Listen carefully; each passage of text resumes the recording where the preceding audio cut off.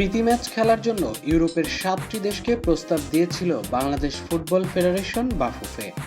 আবার বাংলাদেশকে ম্যাচ খেলার প্রস্তাব দিয়েছিল শ্রীলঙ্কা। শেষ পর্যন্ত তেমন কিছুই হচ্ছে না। সেপ্টেম্বরে ফিফা উইন্ডোতে হামজা চৌধুরী, সমিত সোমদের জন্য প্রীতি ম্যাচ খেলতে নেপালকে ঠিক করেছে বাফুফে। বাংলাদেশের সঙ্গে দুটি প্রীতি ম্যাচ খেলার দিনক্ষণের কথা আজ আনুষ্ঠানিকভাবে নিশ্চিত করেছে অল নেপাল ফুটবল অ্যাসোসিয়েশন। কাঠমান্ডুর দশরথ স্টেডিয়ামে ম্যাচ দুটি হবে 6 ও 9 সেপ্টেম্বর। বাংলাদেশ ও নেপাল দুই দেশই এশিয়ান কাপের বাছাই পর্বকে সামনে রেখে ম্যাচ দুটি খেলবে। এই মুহূর্তে ফিফা র্যাঙ্কিংয়ে নেপাল রয়েছে 175 নম্বরে আর বাংলাদেশ রয়েছে 183 নম্বরে।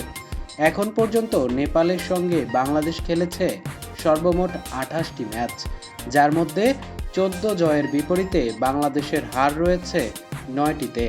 5টি ম্যাচ হয়েছে ড্র।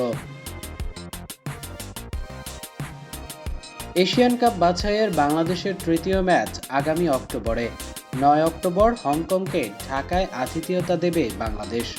14 অক্টোবর হংকংয়ের মাটিতে ম্যাচ খেলবে হাভিয়ের কাবরেরার দল।